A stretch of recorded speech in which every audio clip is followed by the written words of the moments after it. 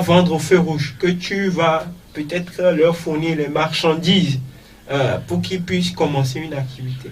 Je suis sûr que tu vas peiner avant de trouver les gens. Je suis sûr.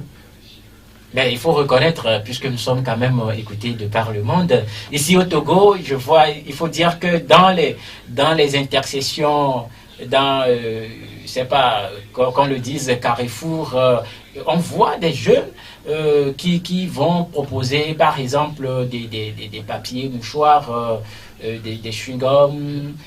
Aujourd'hui, c'est les petits colas qui sont en vogue, les petits colas et tout ça là, un peu de tout, hein, un peu de tout, mais ça marche pour eux. On voit plutôt des enfants qui sont qui viennent de Guinée-Conakry, souvent des Nigériens, mais c'est des petits enfants qui le font, mais je vois qu'ils s'en sortent. Hein. Et ça, c'est ça la culture entrepreneuriale. La personne... Ça veut dire qu'ils peuvent quitter aujourd'hui ce lieu pour aller s'installer demain. Oui. Et puis, un jour, je me suis amusé à analyser nos amis que nous appelons souvent les médias. Je me suis amusé à les analyser. J'ai fait une remarque. Quand ils amènent leurs frères, la première des choses, ils leur remettent des choses à aller vendre. Tu les vois se promener pour vendre ces éléments. Si tu l'observes bien, 2, 3 ans, 4 ans, cette même personne, tu vois qu'elle a une boutique. Et après la boutique, elle a une plus grande boutique. Et enfin, tu vois que c'est tout un grand bâtiment, des immeubles qui encerclent nos quartiers que tu vois. Donc, ils ont une stratégie. Mais quelle stratégie et que les Togolais n'arrivent pas à prendre? Dinoka, quelle stratégie? Combien de personnes sont prêtes à sortir avec leur petit gadget et à commencer par se promener? Nos bonnes femmes le font déjà, nos mamans, nos soeurs, c'est très facile pour eux. Mais, c'est-à-dire, si on analyse bien, peu d'hommes peuvent faire ça. Peu d'hommes togolais. Et un jour, je me suis amusé à dire à une amie, moi, je suis fatigué de ces choses. Hein.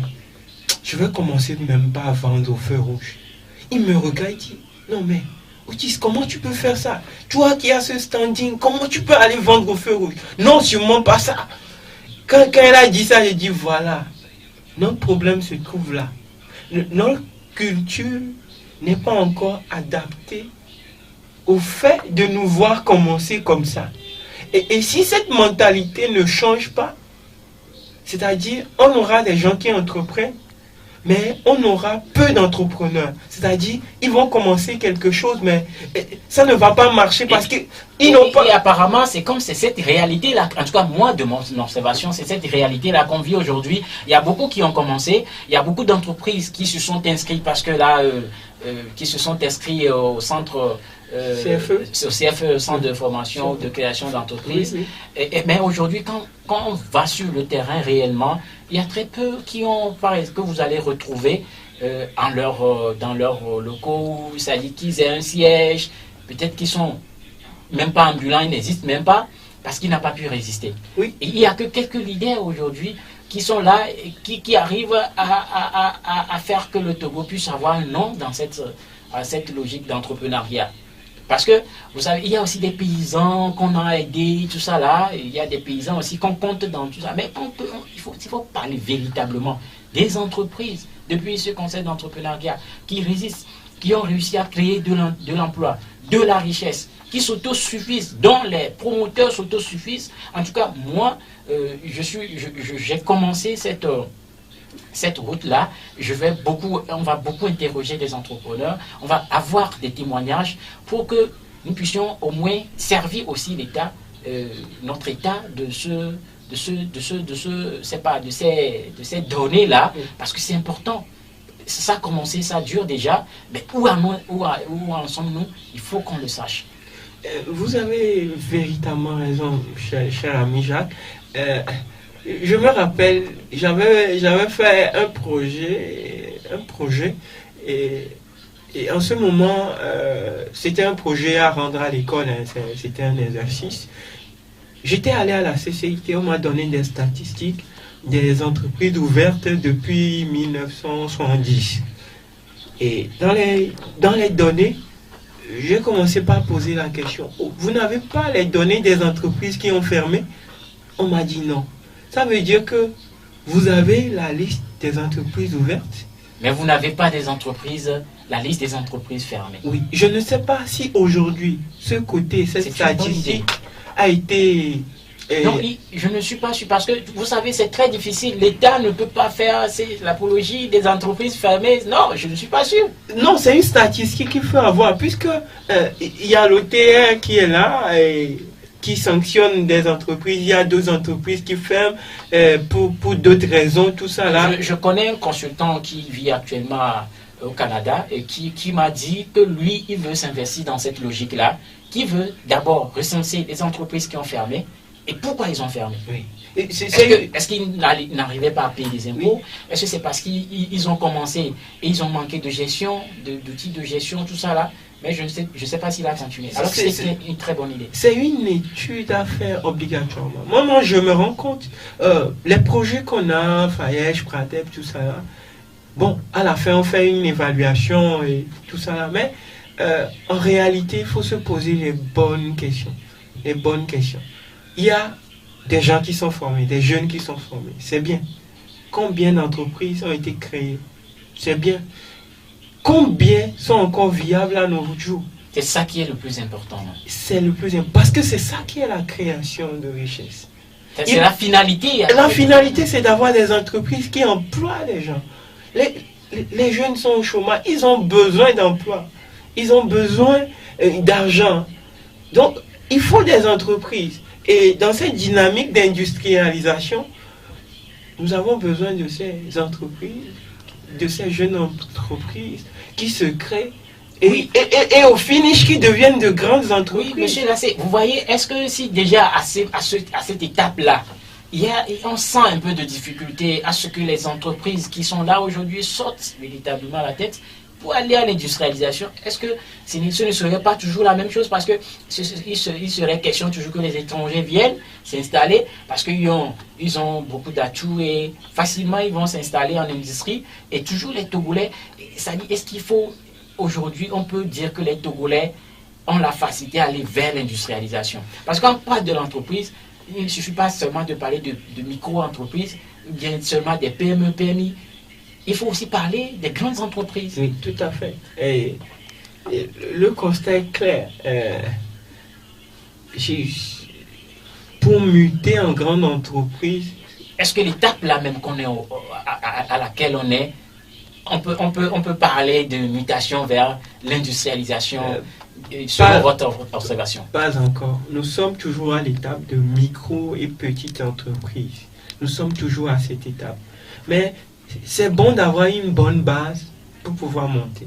Nous devons avoir de... Maintenant, il faut la consolider. Il y a une base qui est en train d'être créée. Oui. Il faut nécessairement la consolider. Il faut nécessairement la consolider pour qu'on évolue d'étape en étape pour aller vers cette industrialisation. Et donc, il est important que nous puissions consolider ces petites entreprises. Et ces petites entreprises ont besoin de fonds. De fonds pour pouvoir muter vers de grandes entreprises. Et là aussi, et ça c'est mon analyse personnelle, j'ai vu les fonds, par exemple par le Fayège, le Pradeb. Pradeb, je rappelle, Pradeb, programme, ils n'existent plus, non? Ils sont pratiquement en fin de leur mandat, il faut le dire ici. Oui, je ne sais pas, en fin de mission, parce que comme c'est un programme, je pense que c'est un programme, donc c'était prévu pour 5 ans. Oui. Ils ont fini ils ont écoulé les 5 ans, 5 années, et puis je ne sais pas si c'est ça qui est en train d'être remplacé par Paye, j'espère. Il y a aussi un autre programme comme ça.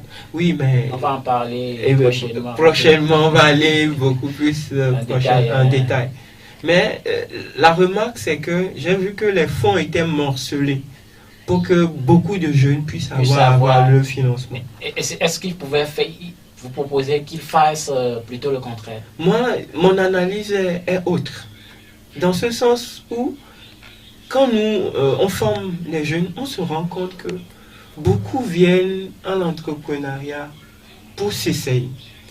Certains sont très motivés. D'autres, par contre, ils sont assis ils ont les fesses sur deux chaises, d'accord? Si on lui propose un travail salarié, le lendemain qu'il ait eu le financement, il laisse le financement. C'est sûr qu'il va laisser son activité pour aller se sécuriser dans un emploi salarié. Moi, mon optique, c'est beaucoup plus de faire un tamis, c'est-à-dire arriver à tamiser au maximum ceux qui peuvent résister et piocher parmi eux quelques-uns et les accompagner sérieusement. Les accompagner sérieusement pour qu'ils deviennent de vraies structures à emploi au Togo. Parce que cette façon de morceler est à la fois dangereuse, si je peux m'exprimer ainsi, parce que on a beaucoup... Parfois, ça peut paraître du gâchis parce que il ne sert à rien peut-être de dire que vous avez financé 5 000 et qu'à la fin, parmi ces 5 000 là que vous avez financés à concurrence, par exemple, supposons que les 5 000 jeunes, quelle catégorie d'âge, je ne sais, ont eu 1 million chacun. 1 million fois 500 et fois 1000 déjà, c'est de l'argent. C'est énorme. Alors que moi, effectivement, vous venez de le dire, effectivement, si on prend ces 1 million fois 1000, je pense qu'on est dans les milliards. Hein. Ouais. 1 million fois 1000, ça fait 1 milliard. Ça fait 1 milliard, exactement. 1 milliard, je vous dis, si on prend 1 milliard pour au moins 4 entreprises aujourd'hui, je pense que ça peut vraiment booster de bonnes entreprises, en bonne et due forme, qui soient sur place. Mais le problème, c'est quoi? C'est que dans les indicateurs, au niveau de l'État, on ne voit pas nécessairement que ces 4 entreprises, ça n'arrange pas l'État. Il faut comprendre ça aussi ainsi. Oui, c'est pour ça au départ, je disais qu'il y a plusieurs objectifs à atteindre. D'accord? Donc, il faut le nombre de formés, il faut le nombre d'entreprises créées, etc. Et après, on parlera de suivi. Mais dans les résultats, dans les rapports, j'allais dire, au moins c'est confortable. On dira qu'effectivement, 5 000 jeunes ont été formés, 5 000 jeunes ont effectivement eu leur activité. Maintenant, la suite, c'est ça qu'il faut analyser. C'est vraiment important. Il ne suffit pas que les rapports disent qu'on a créé 5 000 entreprises. C'est beau. Les gens vont dire, ah, au Togo, ça marche. Mais est-ce que la réalité, elle est celle-ci? Parce que la finalité, après tout, ce n'est pas aussi seulement de créer l'entreprise. Parce que l'entrepreneuriat, même en son sein, parle de la création de la richesse et de l'emploi. Or, pour créer de la richesse, il faut que l'entreprise soit bien assise. Il faut que l'entreprise puisse avoir une bonne rentabilité. On va en arriver. Mais je veux d'abord qu'on quitte un peu aussi cette zone parce qu'on a beaucoup de choses à dire. On a déjà pris pas mal de temps parce que ça devient un peu passionnant. Il faut en parler et on est là pour ça. Et moi, je me demande aussi parfois si c'est des idées. Parce que, entre-temps, moi, j'ai vu beaucoup de jeunes. Quand vous voyez des projets qui sont soumis parfois, oh là là, c'est rien que par exemple, élevage de poules et pondeuses. Élevage de poules et pondeuses, cette vague est passée. Et après, on a vu l'élevage de porc. Parce que c'était une viande, waouh, qui est devenue cette viande star aujourd'hui au Togo. Donc, ça fait bonne affaire, effectivement. Les Togolais se sont jetés dedans et on voit beaucoup de Togolais aussi qui sont dans cet élevage-là, dans cette pratique élevage des porcs, si je puis le dire ainsi. Et c'est ça. Beaucoup, la vague là aussi est passée. Et il y a aussi une vague de maraîchères aussi qui est passée. Aujourd'hui, c'est beaucoup plus des transformateurs. Il y a beaucoup plus de jeunes, de gens, de nos populations qui veulent s'investir aussi dans la transformation. Et vous allez voir aussi quand vous allez dans les boutiques, vous allez voir pratiquement les choses qui se ressemblent. Il y a cette concurrence-là, parce qu'on a financé des gens, peut-être 100 personnes qui avaient pratiquement les mêmes projets, mais juste avec quelques différences près. Et est-ce qu'effectivement on peut dire aujourd'hui que le Togolais a des idées? Est-ce que le Togolais a de la matière? Est-ce que ce côté-là joue aussi dans cette réalité entrepreneuriale? Oui, moi je le dis tout au go, le Togolais a des idées. Et des idées pas possibles, d'accord? Mais ce qui s'est fait au cours de ces années, c'est que ce sont des fonds et des programmes de l'État. Et comme ce sont des jeunes qui se sont formés à des emplois salariés, il faut les convertir. Il n'a pas d'idée. Il ne sait pas ce que c'est que l'entrepreneuriat. Il faut faire quelque chose.